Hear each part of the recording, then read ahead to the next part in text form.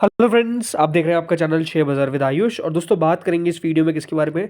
बाजार के बारे में। तो दोस्तों आज कह सकते हैं बाजार में हमको तेजी तो देखने को मिली, एक रिकवरी तो देखने को मिली।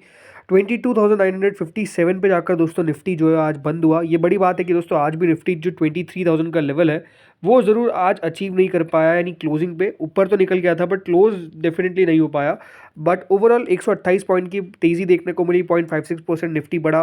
और एक समय पे तो दोस्तों निफ्टी में बहुत दमदार तेज़ी थी, करीबन निफ्टी 23,137 तक दोस्तों आज के दिन हमको जाता हुआ दिखा। बट वही है कि देखिए सेलिंग जो है वो बाजार में आ गई, बाजार के बिल्कुल आखिर के 1-1.5 घंटे में। और फिर दोस्तों अगर आप देखेंगे तो मार्केट्स में प्रेशर देखने को मिल गया और निफ्टी जो है वो 23,000 के नीचे जाकर बंद होता है। लेकिन आज दोस्तों जो सबसे बड़ी तेज़ी थी वो थी बैंक निफ्टी के अंदर।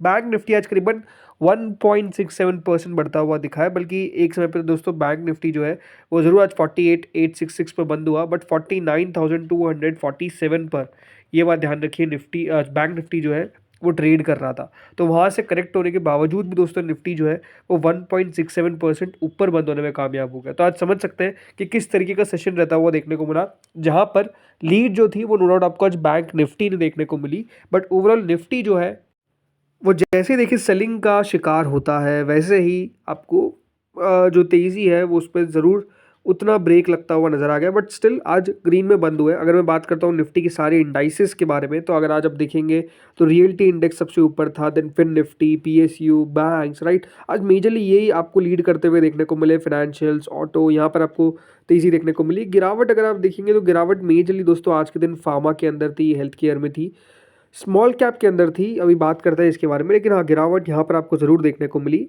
बट ओवरऑल सवाल ये निकल कर आता है कि दोस्तों बैंक निफ्टी इतना बड़ा क्यों, मार्केट्स में इतनी बड़ी तेजी आई क्यों बैंक निफ्टी के अंदर? तो दोस्तों इसके पीछे का रीज़न है, कल आरबीआई का एक फैसला निकल कर आया। और आरबीआई ने दोस्तों बेसिकली क्या किया, जो पूरा सिस्टम है उसके अंदर 1.5 लाख करोड़ की लिक्विडिटी के लिए बेसिकली दरवाजे खोल दिए। और ये आप समझ सकते हैं कि ये अपने आप में एक सबसे बड़ा मार्केट्स के लिए एक आज का ट्रिगर रह गया जिसमें मार्केट्स में तेजी आ गई। सो देखिए आरबीआई ने किया क्या है, आरबीआई ने मंडे को दोस्तों ये अनाउंसमेंट किया कि वो 1.5 लाख करोड़ जो है वो बेसिकली मनी मार्केट्स के अंदर डालते हुए नजर आएंगे, इंजेक्ट करते हुए नजर आएंगे। और ये लार्जेस्ट मॉनेटरी ईज है सिंस द पेंडेमिक। आप समझिए जब महामारी आई थी, यानी कोविड आया था, उसके बाद से अब जाकर दोस्तों ये सबसे बड़ा स्टेप जो है मॉनेटरी टर्म्स में अगर आप देखेंगे तो आरबीआई के द्वारा लिया गया है। और ये जो एम है ये इसीलिए बिकॉज जो एक लिक्विडिटी का शॉर्टफॉल आपको देखने को मिल रहा है, सेंट्रल बैंक ने इसलिए इंटरवीन किया है कि जो चीज़ें हैं उसको और सही किया जाए, रुपये को और स्टेबलाइज किया जाए। इसके लिए दोस्तों सिस्टम में करीबन 1.5 लाख करोड़ रुपए जो है वो यहाँ पर डाले जाएंगे आरबीआई के द्वारा। और आप समझ सकते हैं कि जब दोस्तों आरबीआई ये सब चीज़ें करता है तो आप समझ सकते हैं कि प्रॉब्लम जो है अब उसको एड्रेस करने की बात जो है वो यहाँ पर करी जा रही है। और अब दोस्तों इससे होता क्या है, जब आरबीआई को पता है कि देखिए सिस्टम में पैसा नहीं है, सिस्टम में पैसा डाला जा रहा है, तो इसलिए दोस्तों अब जो चांसेस है किसके बारे में, रेट कट के बारे में, वो अपने आप में आप समझ सकते हैं कि काफ़ी ज़्यादा अब इंक्रीज़ हो जाती है और काफ़ी ज़्यादा होप जो है वो बढ़ जाती है। बिकॉज़ इससे होगा क्या कि जो आरबीआई है उसने प्रॉब्लम को तो नो डाउट दोस्तों सबसे पहली बात विटनेस कर लिया है और इसके ऊपर सॉल्यूशन देने की कोशिश की है। लेकिन क्या ये सॉल्यूशन इनफ है? The answer is no. देखिए सिस्टम में और पैसा चाहिए, रिटेलर्स, मतलब स्पेसिफिकली देखिए कंजम्पशन गिर रहा है, राइट। कंजम्पशन कैसे बढ़ेगा? जब आम पब्लिक के हाथ में मनी होगी, राइट। जब आम पब्लिक के हाथ में मनी होगी तभी तो देखिए जो कंजम्पशन है, जो नॉन एसेंशियल आइटम्स है उसके भी खरीदारी हो पाएगी। नॉन एसेंशियल मतलब कार्स, लग्जरी गुड्स, आप ओवरऑल ये कह सकते हैं, राइट। तभी तो जाकर वो भी खरीदा जाएगा। तो आप समझ सकते हैं कि जब लिक्विडिटी का इन्फ्यूजन आपको देखने को मिलेगा, जब गवर्नमेंट बॉन्ड बाय किए जाएंगे, बाय बैक किए जाएंगे वर्थ 60,000 करोड़ 3 ट्रांचेस के अंदर। पहला तो देखिए 30 जनवरी को होगा ये, दूसरा 13 फेब को और चौथा होगा 20 फेब को, राइट। तो यहाँ पर खरीदा जाएगा। उसके बाद देखिए और 50 करोड़ जो है वो 56 day variable rate repo auction रह जाएगा, राइट। तो वो सारी चीज़ें यहाँ पर की जाएगी। बट इसका कारण ही ये है कि दोस्तों जो ओवरऑल एक सिस्टम में पैसों की कमी थी उसको आरबीआई पूरे करने की कोशिश कर रहा है। बट स्टिल यहाँ पर जब आरबीआई के 7 तारीख को, याद रखिएगा, राइट, 7 फेब को आरबीआई की मॉनेटरी पॉलिसी का आउटकम जो है वो आएगा। सो उस एमपीसी पॉलिसी के अंदर बहुत इंपॉर्टेंट रहने वाला है कि आरबीआई जो है वो बेसिकली रेट कट करे। और रेट कट कितना करे? देखिए करंट जो रेट है हमारे रेपो रेट है वो 6.5% के आसपास है, राइट। 6.5% से एटलीस्ट दोस्तों यहाँ पर 50 बेसिस पॉइंट तो करना ही चाहिए, बल्कि मैं तो कहता हूँ कि 50 बेसिस पॉइंट तो जब पिछली बार आरबीआई की पॉलिसी मीट हुई थी तभी कर देना चाहिए था। तो अब 50 + 50 100 बेसिस पॉइंट पे अगर करा जाए तो ये अपने आप में देखिए बहुत ज़्यादा मार्केट्स के लिए याद रखिएगा बढ़िया रहेगा। अगर ये कर दिया गया तो आप समझ सकते हैं बाज़ार में पैसा जो है वो हमको आता हुआ दिखेगा, और पैसा जो है वो आता हुआ दिखेगा तो मार्केट्स बढ़ते हुए दिखेंगे, राइट। कंजम्पशन बढ़ता हुआ दिखेगा, जीडीपी में और ग्रोथ देखने को मिलेगी। ये सारी चीज़ें जो याद रखिएगा इंटरलिंक्ड है, तो ये सारी चीज़ें बढ़िया करेगी। इसके अलावा अगर मैं बात करता हूँ दोस्तों आज के FII DI डेटा के बारे में, तो देखिए हो क्या रहा है ना, मार्केट्स आज सस्टेन क्यों नहीं कर पाए, रीज़न क्या है। FII का फिर सेलिंग आ गया आज दोस्तों। FIIs ने करीबन 4,920 करोड़ की सेलिंग करी, जिसके सामने नो डाउट फिर DIs खड़े हुए 6,814 करोड़ की बाइंग करे हैं। बट स्टिल बड़ी बात क्या है कि दोस्तों FIIs आर मिसिंग। FIIs का पैसा जो है वो अभी भी दोस्तों आता हुआ दिख नहीं रहा है। लगातार जो उनका क्विट इंडिया मूवमेंट चल रहा है वो तेज़ी से चल रहा है। रोज़ जो डेटा है वो दोस्तों आता है और बिकवाली का डेटा बड़ा निकल कर आता है, जो बाज़ार बिल्कुल भी पसंद नहीं कर रहा है, राइट। मार्केट्स को बहुत ज़्यादा ज़रूरत है सच कहूँ तो देखिए FIIs की, बिकॉज कोई कुछ भी हो देखिए FIIs का पैसा मार्केट्स को एक स्टेबिलिटी देता है, राइट। अब देखिए DIs रोज़ बाय कर रहे हैं, DIs जितना वो सेल कर रहे हैं उससे ज़्यादा बाय करने की कोशिश कर रहे हैं, उसके बावजूद भी दोस्तों मार्केट्स में वो दम नहीं है। तो आप समझ सकते हैं इसका इशू क्या है कि FIIs का पैसा बाजार के लिए बहुत इंपॉर्टेंट है, राइट।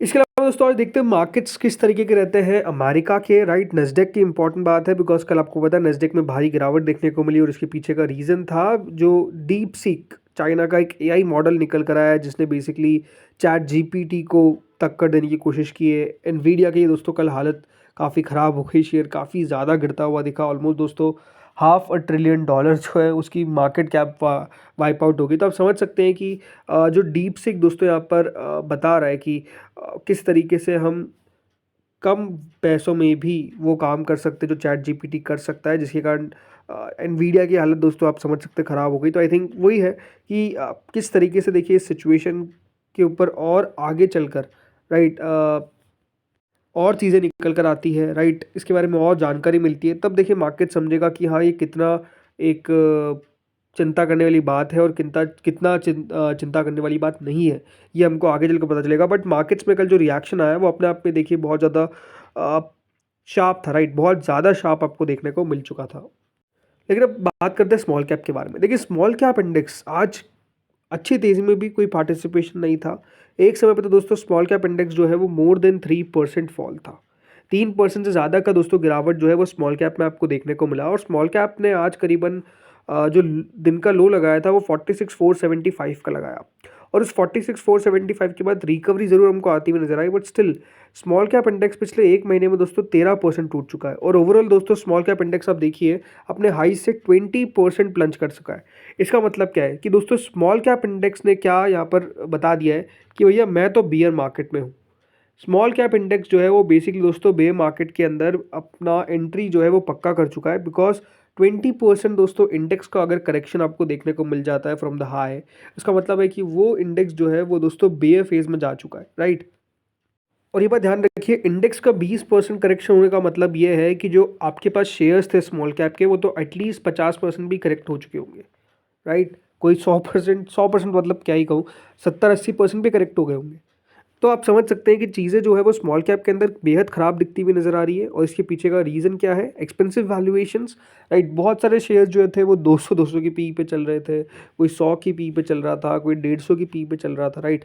अगर अर्निंग्स नहीं आएगी, राइट, इस बार अगर आप देखेंगे तो अर्निंग सीजन में सबसे ख़राब प्रदर्शन जो रह रहा है ना वो स्मॉल कैप शेयर्स का रह रहा है, मिड कैप शेयर्स का रह रहा है, जो दोस्तों बाजार के सबसे ज़्यादा आप कह सकते हैं चर्चित नाम थे, चर्चित जो शेयर्स थे, राइट, उनकी पिटाई अगर आप देखेंगे तो अब बहुत तेज़ी से हो रही है और वो लगातार नीचे जाते हुए दिख रहे हैं। उसके पीछे का रीज़न है अर्निंग्स नहीं आ रही है।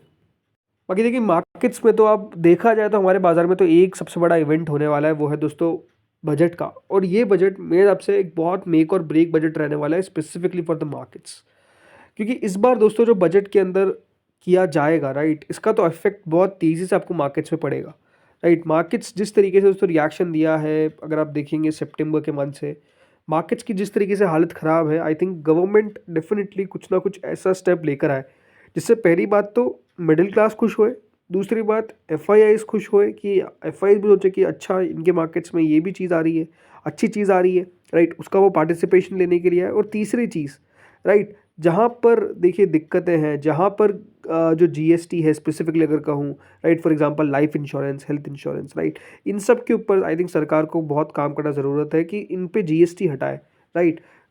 ये सब चीज़ें करना आई थिंक बहुत इंपॉर्टेंट रहने वाला है इस बार के लिए। तो आई थिंक बजट 2025 बहुत इंपॉर्टेंट रहेगा। सरकार कितना कैपेक्स लाती है ये देखने वाली बात ज़रूर रहेगी, बिकॉज पिछली बार अगर आप देखेंगे तो स्पेंडिंग उतनी नहीं हुई है 2024 के बजट में जो टारगेट दिया गया था। तो आई थिंक वही है कि सरकार अपनी स्पेंडिंग बढ़ाए, ये आई थिंक मार्केट्स बहुत ज़्यादा सुनना चाहता है। तो आई थिंक 1 तारीख को बिल्कुल तैयार रहिएगा। इसके अलावा दोस्तों अभी आज 28 है और फेब की मीटिंग जो है वो स्टार्ट हो चुकी है, लेकिन मार्केट्स हो सकता है कि दोस्तों जो फेड की मीटिंग है उसको ओवरलुक कर दे। उसके पीछे का रीज़न है लगातार दोस्तों जिस तरीके से ट्रम्प जो है वो रोज़ नई बात करते हैं, कभी इस कंट्री पे टैरिफ लगाने की बात करते हैं, कभी उस कंट्री पे टैरिफ लगाने की बात करते हैं। तो आई थिंक वो भी एक बात है, बट जो इंटरेस्ट रेट को भी दोस्तों लेकर ट्रंप ने कहा है कि इंटरेस्ट रेट्स को कट करना चाहिए, राइट। बट हो सकता है कि फेड इस बार कोई इंटरेस्ट रेट कट ना करे, क्योंकि फेड ने तो कहा है कि साल में वो 2 रेट कट कर सकते हैं ज़्यादा से ज़्यादा। अब देखते हैं होता क्या है, बिकॉज स्टार्ट हो चुकी है मीटिंग, 28-29 को मीटिंग है, राइट। तो लेट्स सी फेड की तरफ से क्या निकल कर आता है, क्या रेट कट होता है, क्या रेट कट नहीं होता है, देखने वाली बात होगी। इसके अलावा दोस्तों आज जो क्लोजिंग हमको देखने को मिली यूएस आईएनआर की, यानी जो हमारे भारत का रुपया है, आज करीबन रुपया आपको डॉलर के सामने वीक होता हुआ दिखा और डॉलर मजबूत होता हुआ ज़रूर दिखा है। बट ओवरऑल आई थिंक अब डॉलर और रुपया मुझे लगता है कि एक 86 की रेंज के अंदर ही हमको ट्रेड करता हुआ दिखेगा। अब देखते हैं कितना बढ़िया कर पाता है यहाँ पर डॉलर या फिर कितना बढ़िया कर पाता है रुपया, लेट्स सी। बट 86 का रेंज आई थिंक एक बन चुका है। दोस्तों इस वीडियो में तो इतना ही था। होपफुली वीडियो बढ़िया लगा होगा, अगर लगा तो लाइक कर देना, चैनल से पहली बार जुड़ो सब्सक्राइब कर देना। Thank you friends for watching this video.